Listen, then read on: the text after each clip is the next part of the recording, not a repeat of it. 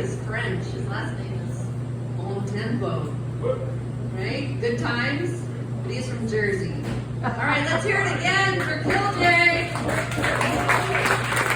Next up, just released from prison, is Eric Snager. Let's hear it for Eric.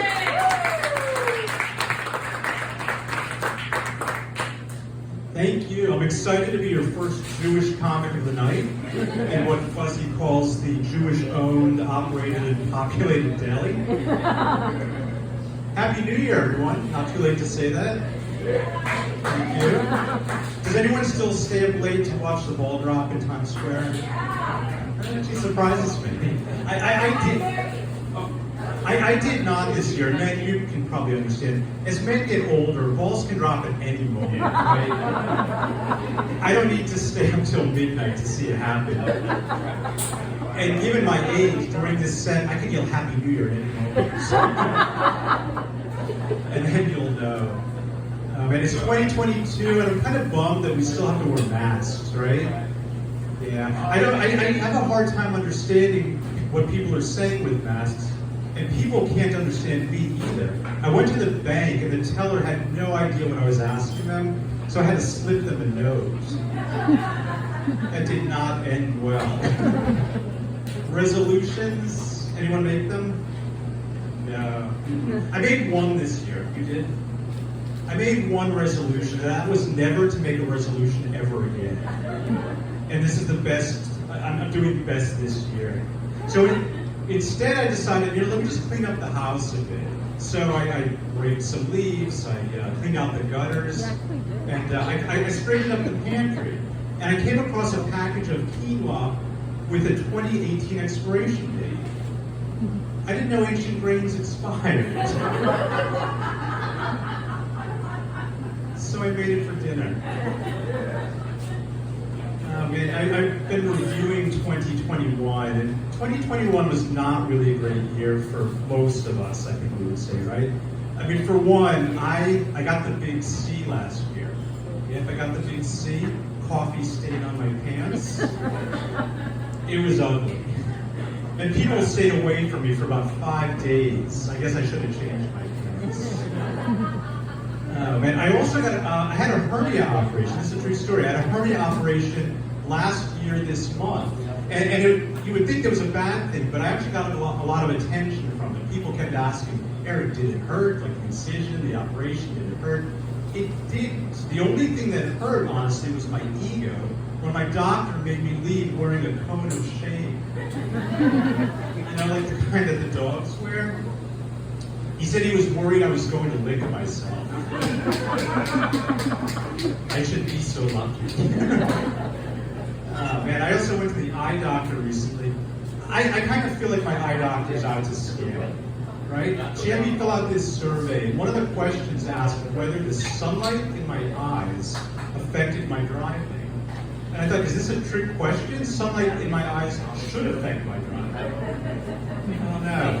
That, and she had me look through those lenses. You have to look through the lens and say which one is better. And I always get a little confused on that. She says, which is better, 1 or 2? It's like, I just guess. It's like 2. But you have to sound confident. It's like 2. And then she does 2 or 3, and it's like 2. I get less confident. It's like 1 or 4. 2?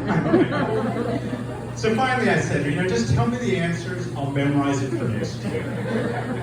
Because I did that for the sight chart, right? T, Z, V, E, C, L. I've got really good vision. Where's that memory? I can't remember. But what I did know, and I knew this, I didn't need some fancy eye chart to tell me I have difficulty reading up close. But I told her I've got this trick, maybe she could tell her other patients.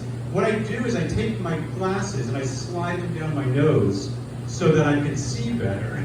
Kind of like that.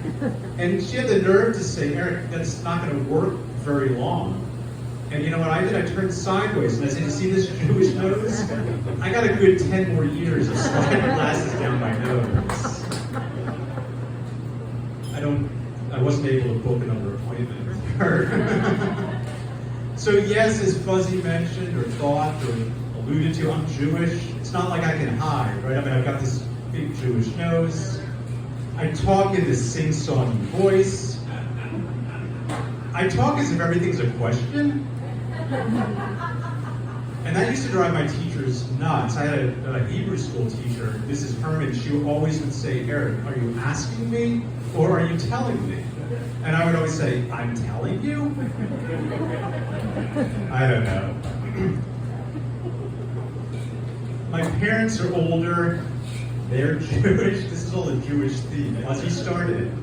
My parents are older. They're Jewish, so they're now living in the promised land of Florida. And they live in an active over 55 community.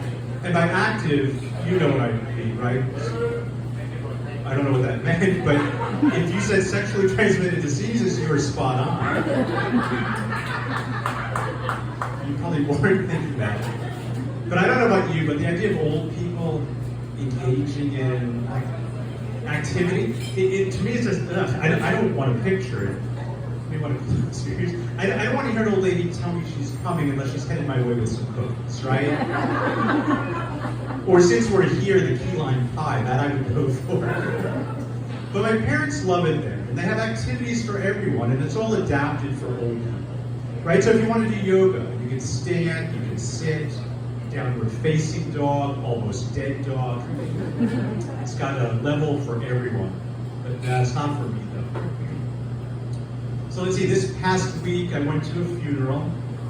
Yeah, it wasn't mine, so, but it was someone's, obviously. Never as fun as you think it might be. But what made me nervous is that I find cemeteries to be really confusing. I don't know if you've ever driven around the cemetery, or inside rather, driven around and around and around. The roads just kind of go this way, that way. You find yourself passing the Smiths every 5 minutes, and you haven't really gone anywhere. So I thought, why don't they ever put up like street signs? That way we can use Google Maps or Waze, right? I mean, like turn right for the Smith family, turn left for the O'Donnells. I knew I was headed in the right direction when I saw the headstone that said Goldberg. This was a Jewish funeral. 2 more blocks, you hit the Schwartzes, you've reached your destination. But getting back to my parents, I'm going to visit them at some point soon. And they live in Orlando, and I hate going to Orlando because I hate Disney. I'll tell you a little bit why. But last time we flew, we went out of ABIA South Terminal. Did anyone ever even know that there was a South Terminal? It's crazy. It's right on the other side of the main terminal. But to get there, we had to take a shuttle. We had to leave the terminal, go on this rural road, drive for about 20 minutes, and finally we come up to what looked like a terminal in a third world country. It was crazy.